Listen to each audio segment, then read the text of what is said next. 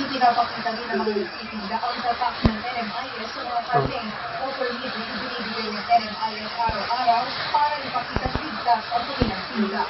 Sinasabi ko sa kanila, Oh, eat kape, eat kape. hindi ba?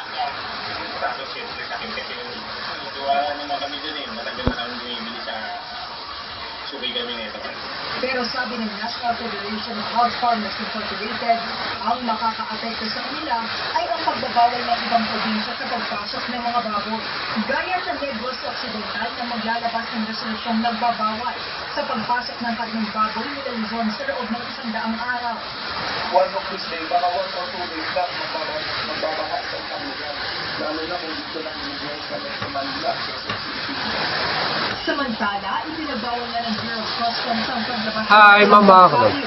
Hi, Mama Kalog. Sige.